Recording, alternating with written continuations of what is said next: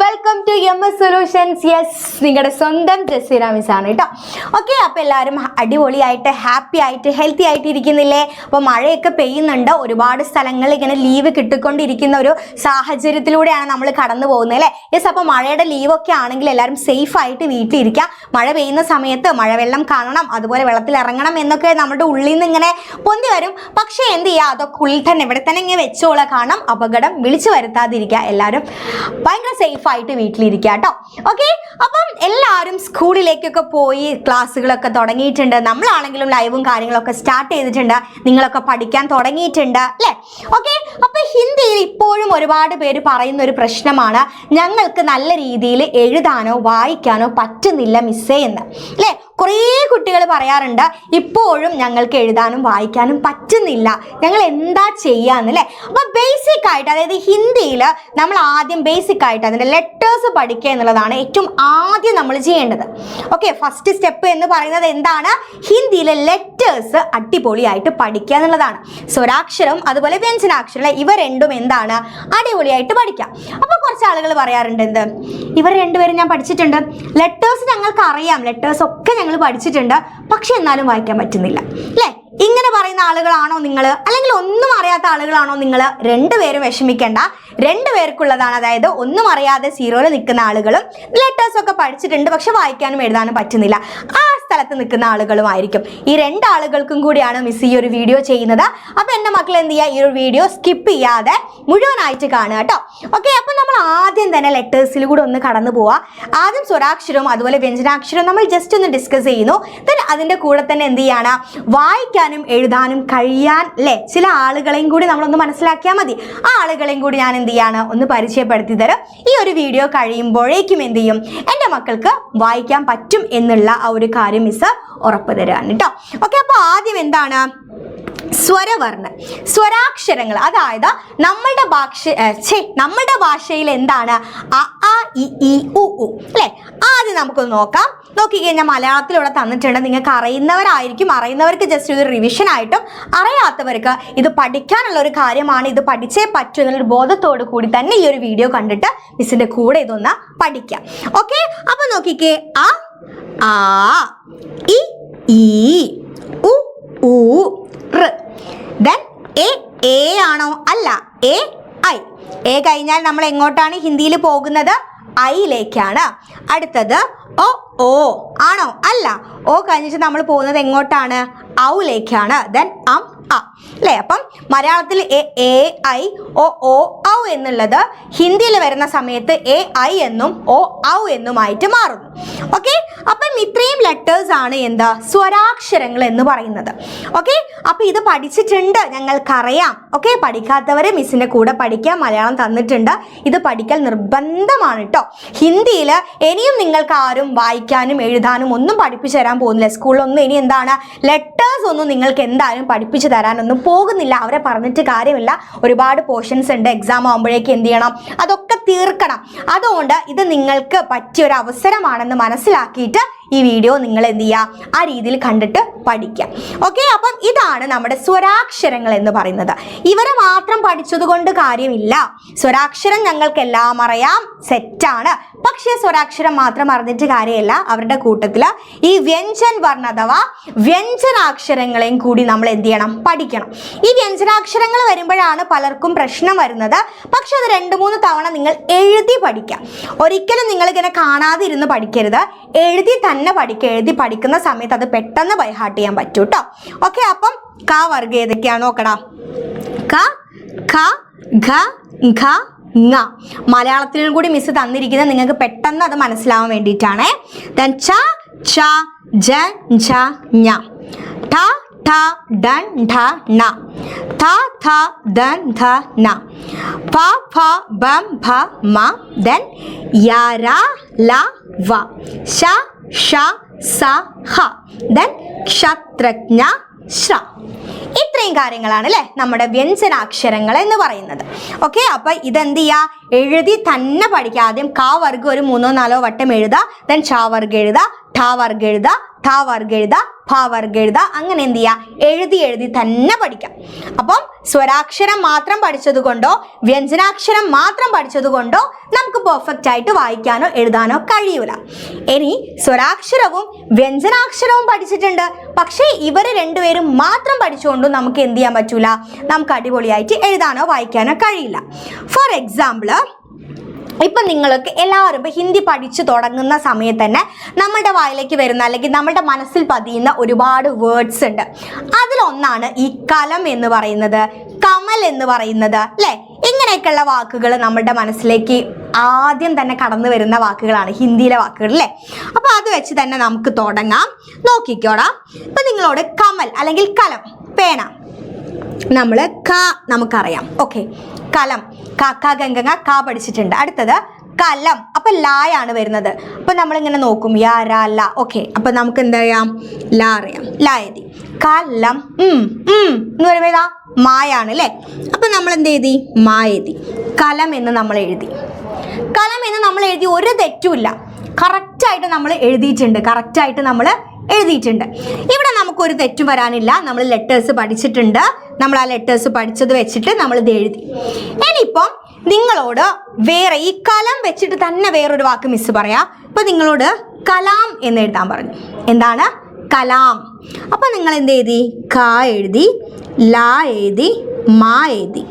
കലാം. ഇത് കലാം എന്നായോ, ഇത് കലാം എന്നായോ? കലാം എന്നായിട്ടില്ല, അല്ലേ? കലാ, ലാ നീട്ടാനുണ്ട്, ലാ എന്ന് എന്താക്കാനുണ്ട്, നീട്ടാനുണ്ട്, അല്ലേ? ലാ എന്ന് നീട്ടാനുണ്ട്.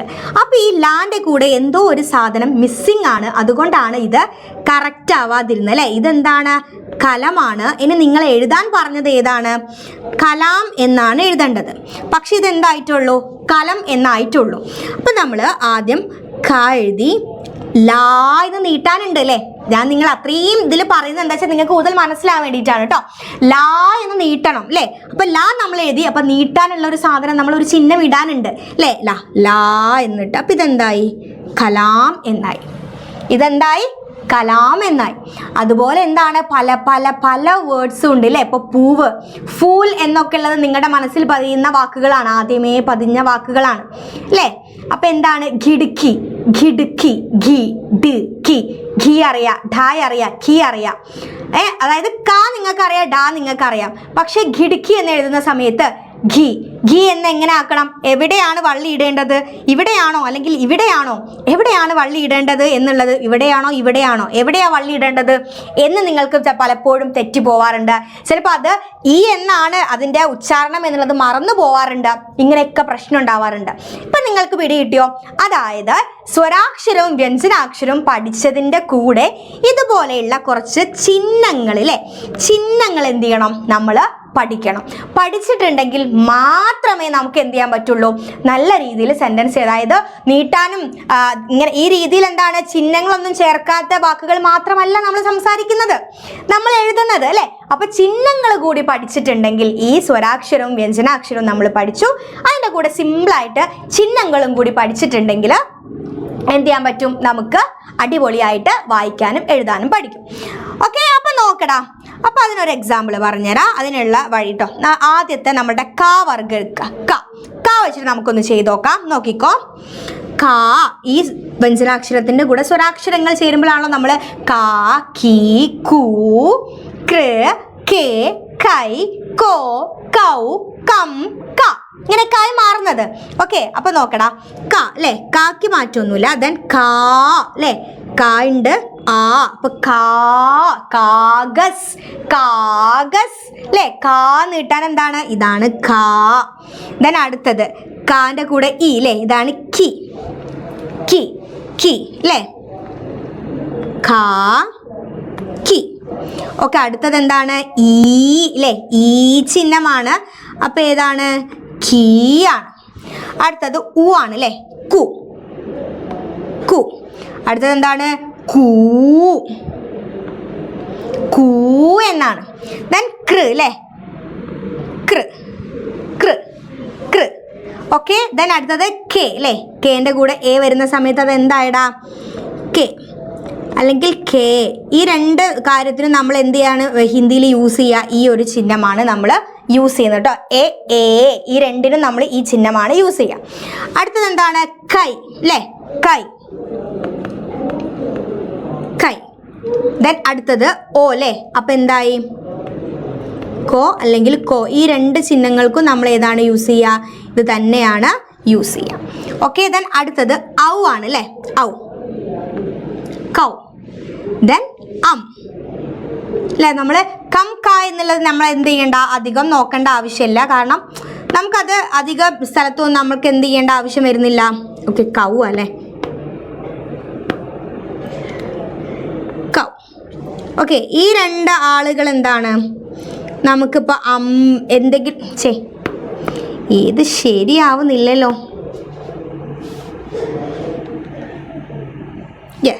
ഓക്കെ, ഇവരെ നമ്മൾ അധികം മൈൻഡ് ചെയ്യേണ്ട ആവശ്യമില്ല. അപ്പോൾ നമുക്ക് കം അതുപോലെ പലങ്ക് എന്നൊക്കെ നമ്മൾ എഴുതുന്ന സമയത്ത് അല്ലേ, അങ്ങനെയൊക്കെ നമുക്ക് എന്ത് ചെയ്യാം? മേലൊരു ഡോട്ട് അല്ലേ? ഏത് ചിഹ്നമാണ് അതിൻ്റെ മേലൊരു ഡോട്ട്, പമ്പുജം, അങ്ങനെ മലയാളത്തിലൊക്കെ നമ്മൾ എഴുതുന്ന സമയത്ത് ഉണ്ടാവുന്ന ഒരു മാറ്റം, അത് നമുക്ക് വല്ല എന്താ പറയുക, നമ്മളെ വലിയ ബാധിക്കുന്ന ഒരു കാര്യപ്രശ്നമാവാറില്ല. ഓക്കെ, അപ്പോൾ ഇതാണ് നമ്മൾ ശ്രദ്ധിക്കേണ്ടത്. ക കാ കി കീ കു കു കൃ കെ കെ കൈ കോ കൗ കം ക. എങ്ങനെയാണ് ഇതിൻ്റെ ചിഹ്നങ്ങൾ വരുന്നത്? അപ്പോൾ ക വെച്ചിട്ട് ജസ്റ്റ് മിസ് ഇവിടെ പറഞ്ഞിട്ടുണ്ട്.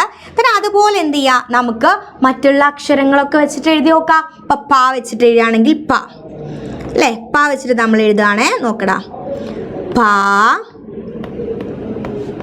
പി പൂ പൂ. ഈ രീതിയിലാണ് എന്ത് ചെയ്യുക? അത് പോവുക അല്ലേ? അതുപോലെ തായാണെങ്കിലോ താ തീ തീ. ഞാൻ വീഡിയോ ലെങ്തി ആവണ്ടെന്ന് വിചാരിച്ചിട്ടാട്ടോ കംപ്ലീറ്റ് എഴുതാത്തത്. ഓക്കെ, ഇങ്ങനെ പോവും. ദെൻ ഏതാണ്? ചായാണെങ്കിലും അതുപോലെ തന്നെ ചാ ചീ ചീ. ഈ രീതിയിൽ പോവും. അപ്പോൾ എന്ത് ചെയ്യുക? നിങ്ങൾ ഈ ഒരു ചിഹ്നങ്ങൾ വെച്ചിട്ട് ഓരോ അക്ഷരവും എഴുതുക. എന്നിട്ട് എന്ത് ചെയ്യുക? അത് ഓരോ അക്ഷരങ്ങളിൽ നിന്ന് ഓരോ വേർഡ്സ് ഒക്കെ ഉണ്ടാക്കിയിട്ട് നിങ്ങൾ എന്ത് ചെയ്യുക? വായിച്ചു നോക്കുക. അപ്പം എന്ത് ചെയ്യാൻ പറ്റും? അടിപൊളിയായിട്ട് നിങ്ങൾക്ക് എന്ത് ചെയ്യാൻ പറ്റൂടാ? പഠിക്കാൻ പറ്റും, എഴുതാൻ പറ്റും. ഓക്കെ, അപ്പം അതിന് നിങ്ങൾക്ക് വളരെ ഹെൽപ്ഫുൾ ആയിട്ടുള്ള ഒരു വീഡിയോ ആണ് ഇത്. ഈ ഒരു വീഡിയോ എന്ന് പറയുന്നത് നിങ്ങൾക്ക് അതിന് ഭയങ്കര ഹെൽപ്ഫുൾ ആയിട്ടുള്ള ഒരു വീഡിയോ ആണ്. അപ്പോൾ ലെറ്റേഴ്സ് നമ്മൾ ഓൾറെഡി പറഞ്ഞിട്ടുണ്ട്. ലെറ്റേഴ്സിൻ്റെ കൂടെ ഈ ചിഹ്നങ്ങൾ ഇവ ആഡ് ചെയ്യുന്ന സമയത്ത് വരുന്ന മാറ്റങ്ങളും നമ്മൾ പറഞ്ഞു. ഇത് നിങ്ങൾ പഠിച്ചിട്ടുണ്ടെങ്കിൽ ഉറപ്പായിട്ടും നിങ്ങൾക്ക് പെർഫെക്റ്റ് ആയിട്ട് വായിക്കാനും എഴുതാനും പറ്റും. അപ്പോൾ ഈ രീതിയിൽ എന്ത് ചെയ്യുക? നിങ്ങൾ ഭയങ്കര അടിപൊളിയായിട്ട് പഠിക്കുക. അപ്പോൾ ഇതുപോലെ എന്താണ് നിങ്ങൾക്ക് ഹെൽപ്ഫുൾ ആയിട്ടുള്ള വീഡിയോസ് കാര്യങ്ങളൊക്കെ വേണമെങ്കിൽ എന്ത് ചെയ്യുക? ഈ ചാനൽ ഒന്ന് സബ്സ്ക്രൈബ് ചെയ്യുക. ദെൻ മാക്സിമം ഫ്രണ്ട്സിന് ഷെയർ ചെയ്യുക, ലൈക്ക് ചെയ്യുക, കമൻറ്റ് ചെയ്യുക. ഓക്കെ, അപ്പോൾ ഇതുപോലെ നിങ്ങൾക്ക് ഹെൽപ്ഫുൾ ആയിട്ടുള്ള ഹിന്ദി എങ്ങനെ അടിപൊളിയായിട്ട് പഠിക്കാം എന്നുള്ള കാര്യങ്ങളും നിങ്ങളുടെ പ്രധാനപ്പെട്ട ക്വസ്റ്റ്യൻസും കാര്യങ്ങളൊക്കെ ആയിട്ട് മിസ് വരും. അപ്പോൾ നമുക്ക് നെക്സ്റ്റ് വീഡിയോയിൽ പാക്കലാം.